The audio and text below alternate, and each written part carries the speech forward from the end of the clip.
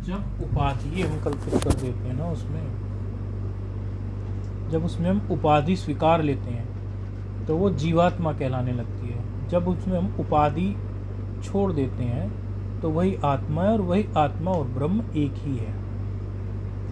ना ब्रह्म में उपाधि है ना आत्मा में उपाधि है, तो आत्मा और ब्रह्म दो नहीं फिर एक है। तब उपाधि है ही नहीं। उसी में जब हम उपाधि स्वीकार कर लेते हैं जीवत्व की, मैं जीव हूं, ये एक उपाधि है, जीवत्व कल्पित कर लिया। फिर इस जीवत्व में मनुष्यत्व कल्पित कर लिया। फिर मनुष्यत्व में ये स्त्री पुरुष आदि के बाद फिर शर्मा हम वर्मा हम ऐसा कर लिया कल्पित। तो ये डाउन आता चला गया। जब ये ऊपर की तरफ को चलोगे, अभी हम नीचे की तरफ को आ गए, जब हम इसी चीज़ को ऊपर की तरफ को लेते चलेंगे तो सारी उपाधियाँ जो हैं वो हटती चली जाएंगी। और जब सारी उपाधियाँ हटती चली जाएगी तो केवल एक शुद्ध स्वरूप ही बचेगा। वही आत्मा है, वही ब्रह्म है। आत्मा और ब्रह्म फिर दो नहीं है। तभी बोलते हैं कि ब्रह्मात्मिक बोध हो गया। वो आपका शुद्ध स्वरूप ही जीवात्मा बन के अभी वो हो रहा है। जो लाइट जो है ना, वहाँ जो है मुख्य चीज़, वहाँ से जो रिफ्लेक्शंस आ रही है ना लाइटों की, ये जीवात्मा रूपी ऐसे बन बन के जहाँ तुम्हारा शुद्ध मैं उठता है, मैं अहम जहाँ उठता है, मैं जहाँ उठता है, वहाँ उसमें कुछ भी नहीं हो, या है जहाँ है। राम सुखदास महाराज इसको है करके समझाते थे, मैं करके नहीं। बोले है जहाँ है ना, है ऐसा बोलते हैं। अस्थिपना संस्कृत में बोल दो, अस्थिपना। जहां वो अस्थिपन है ना, अस्थिपन, वो अस्थि जहां है वहीं आप हैं, वही आप हैं। उसके बाद से जो कुछ भी होता आ रहा है वो आपकी कल्पना है। तो वो जो एग्जिस्टेंस है उसमें कोई उपाधि नहीं है। वो और ब्रह्म एक ही है।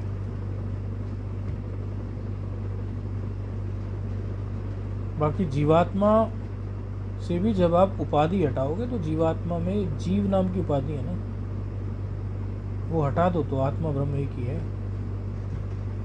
ऐसा मान रहा है। और ये उपाधि हटती है केवल और केवल श्रुति के ज्ञान से। क्योंकि ये यदि कोई चीज बन गई हो कुछ, तो उसको बिगाड़ना पड़ेगा। यदि कोई चीज बिगड़ गई हो तो उसे बनाना पड़ेगा। ठीक है, पूर्व स्थिति में लाने के लिए यही तो करते हैं भाई। यदि सकोरे ने कोई रूप ले लिया और अब हम उसे मूल रूप में लाना चाहते हैं, तो उसको दो प्रकार है मूल रूप में लाने के। एक तो आप मूल रूप ऐसा समझ रहे हो कि जो चूरा हो जाता है वही मूल रूप होता है, तो वहां गड़बड़ हो गई। लेकिन यदि आप ये समझ लो कि आपको मूल रूप मिट्टी तो है, मूल रूप मिट्टी तो है सकोरे का, सुराही का, तो मिट्टी तो अभी भी है। मिट्टी तभी भी होगी, फोड़ने से थोड़ी ना मिट्टी होगी। ये एक बात है। अब इसको ज्ञान में घटाओ अपने स्वयं के लिए। ये दृष्टांत हो गया, इसे दाष्टान्त में घटाओ। दृष्टांत और दाष्टान्त कभी एक जैसा नहीं होता, उसमें किंचित भेद होना चाहिए। नहीं तो दृष्टांत और दाष्टान्त एक हो जाएगा तो दो कैसे रहेगा। तो भी इसको दाष्टान्त में ले आओ, यानी अपने में लाओ घटा के। अभी हमें जो कुछ भी चीज भास रही है वो अज्ञान के कारण ही तो भास रही है। तो उसके लिए आपको कौन से ढोल डमरू बजाने, केवल ज्ञान ही तो चाहिए। अंधेरे में ही तो आपको नहीं दिखाई दे रहा भाई। रज्जू में जब आपको सर्प दिखता है तो रज्जू में सर्प दिखने का मतलब दो कारण है। एक तो या तो आपकी आंखें खराब है, आपको धुंधला दिखाई पड़ता है, अच्छा नहीं दिखाई पड़ता, इसलिए रज्जू में सर्प दिख रहा है। या तो आपकी आंखें बिल्कुल स्वच्छ हैं, स्पष्ट हैं, आपकी आंखों में कोई कमी नहीं है, लेकिन वो रज्जू में सर्प आपको इसलिए दिख रहा है कि वहां खुद धुंधलापन है। ना तो बहुत वहां रोशनी है, ना वह बहुत अंधेरा है। यदि वहां बहुत अंधेरा हो तो भी आपको रज्जू और सर्प दोनों नहीं दिखाई पड़ रहे। फिर तो जो पड़ा है सो पड़ा है, चाहे वो रज्जू पड़ी है, सर्प पड़ा है, आपको दिखाई नहीं पड़ रहा, जान नहीं पड़ रहा, वो दिख नहीं रहा चर्म चक्षु से। और यदि वहां बहुत रोशनी है तो आप दूर से स्पष्ट कर लोगे, अरे वो तो रज्जू है। कुछ अंधेरा है, कुछ रोशनी है। इसी प्रकार ये संसार का है। यदि आपके पास अत्यंत ज्ञान हो तो आप सब समझ लोगे कि वास्तव में मिथ्या मिथ्या है और जो ब्रह्म सत्यम जगत मिथ्या है वो ऐसा ही है। और बहुत अंधेरा भी नहीं है। यदि आपके पास बहुत अंधेरा हो, सामान्य जिज्ञासु के साथ यही होता है, जो बिल सामान्य कुछ ना कुछ जो चला हुआ होता है, यदि बहुत अंधेरा होता तो आप अपने को निपट जीव मान के बैठ ही गए होते। अर्थात बुद्धि में बहुत अधिक अज्ञान होता।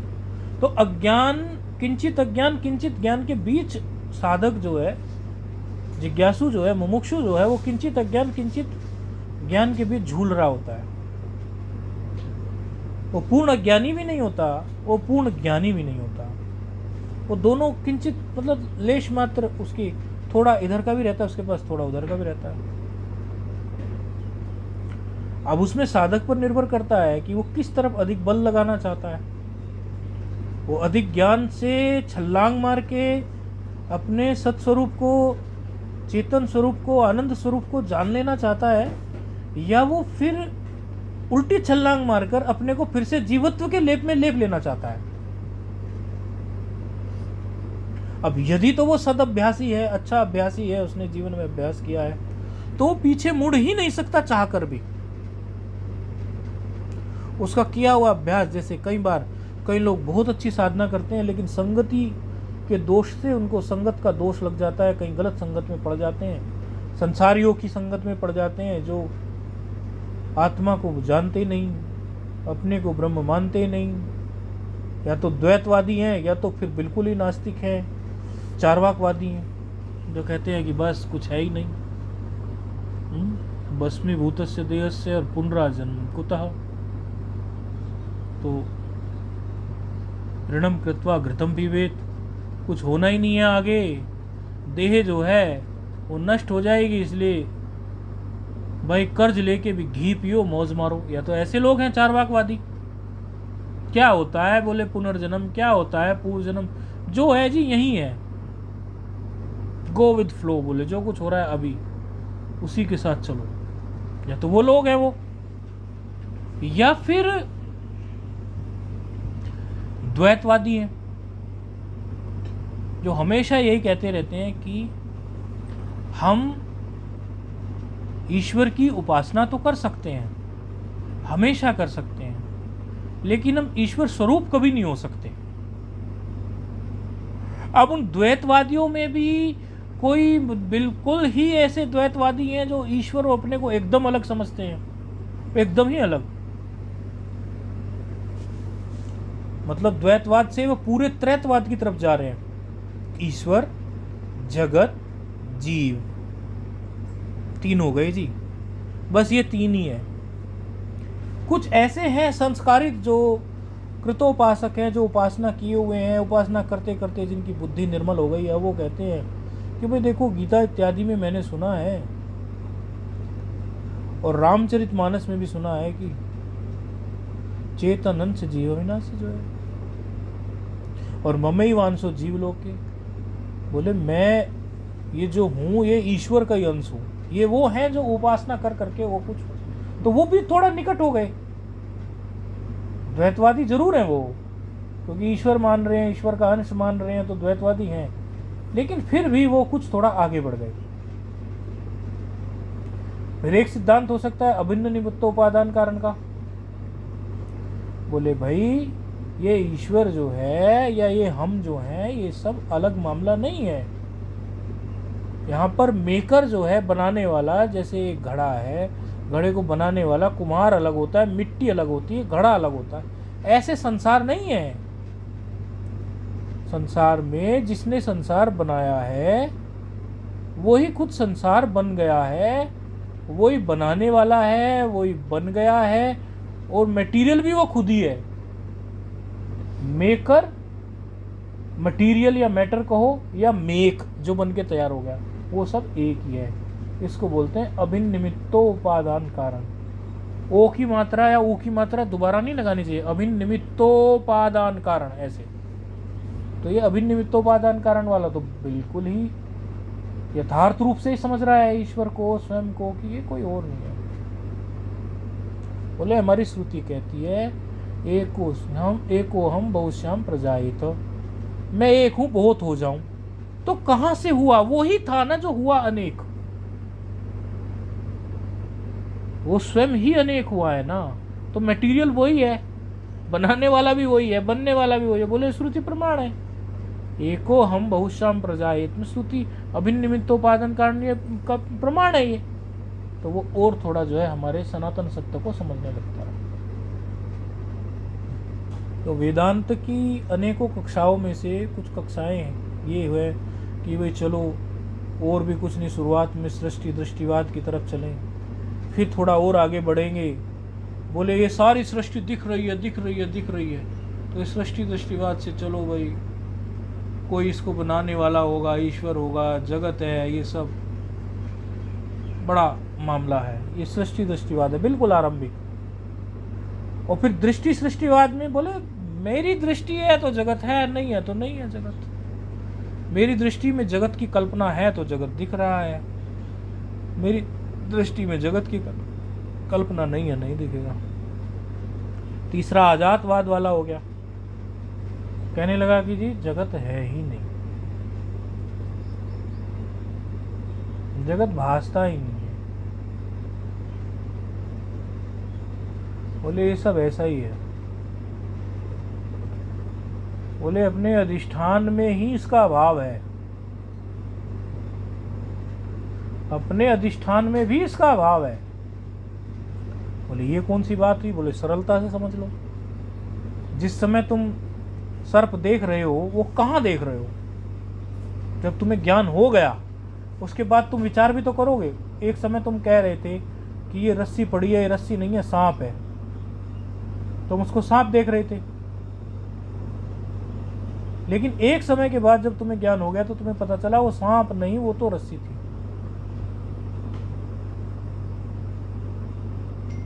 तो रस्सी जो है वो, उसमें आप सांप देख रहे हो, यानी अधिष्ठान तो उस सांप का आपके लिए रस्सी है। तो अधिष्ठान में जो वस्तु आप देख रहे हो उसका तो अभाव ही है। ब्रह्म में यदि आप जगत देखने लगो तो ब्रह्म में जगत नहीं है। गीता में भगवान कह रहे हैं ना, बोले मैं ये मणियों में धागे जैसा हूं भी और नहीं भी हूं, गुथा हुआ सा हूं भी और नहीं भी हूं। दोनों ही बातें आती है ना यहाँ, विधि भी आती है और निषेध भी आती है। अब जिसको जिस प्रक्रिया से समझना हो उस प्रक्रिया से वो समझ सकता है।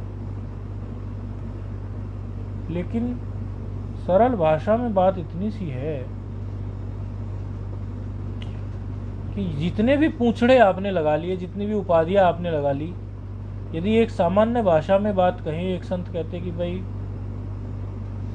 आपको बंदे से मिलने में कितनी देर लगेगी? बोले सभी बंदे हैं।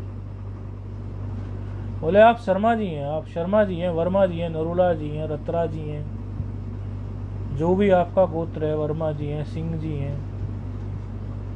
बोले आपको अपने लिए कोई आदमी बोलने लगे कि शर्मा जी, बोले हाँ जी, आपको ए शर्मा से मिलने में कितनी देर लगेगी? बोले कितनी देर नहीं लगेगी, मैं स्वयं ए शर्मा हूं।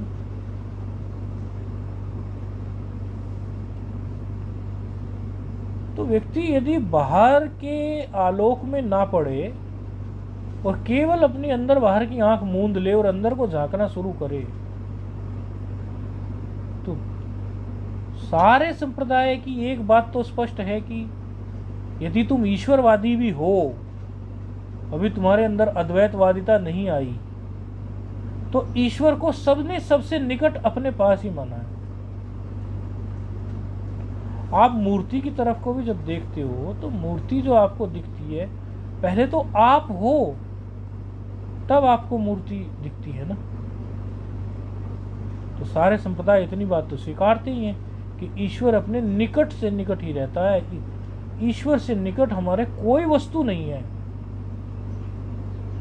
आपका श्वास भी ईश्वर से निकट नहीं है। व्यक्ति सबसे ज्यादा निकट अपना श्वास मानता है।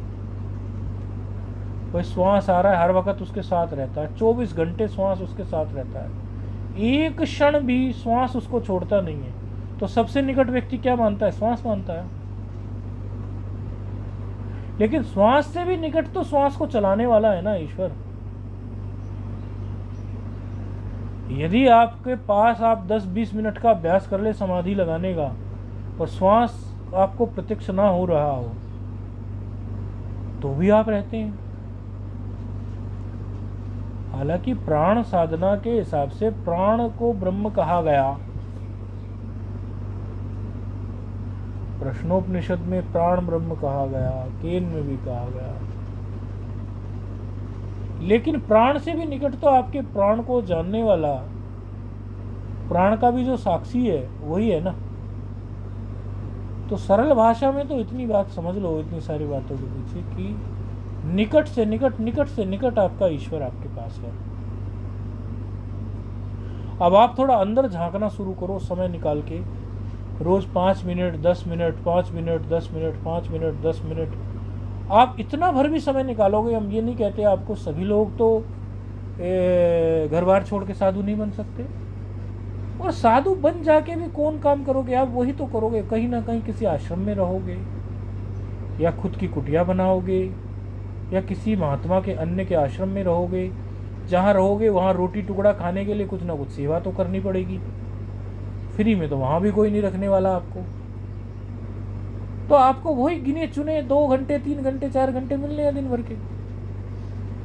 यदि आप जहाँ जिस स्थान पर हो उसी स्थान पर दिन में 2 घंटे 4 घंटे ऐसे निकाल लोगे, 2 घंटे 4 घंटे यदि आप जहाँ जिस स्थान पे हो वहीं से निकाल लोगे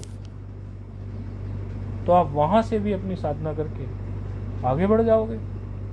आप अंदर झांकना शुरू करें, बैठना शुरू। और रही बात डिसिप्लिन की, डिसिप्लिन तो खुद पैदा करना पड़ता है। यदि खुद से पैदा नहीं हो रहा डिसिप्लिन तो कुछ दिन उनके संपर्क में रह लो जिनका डिसिप्लिन हो।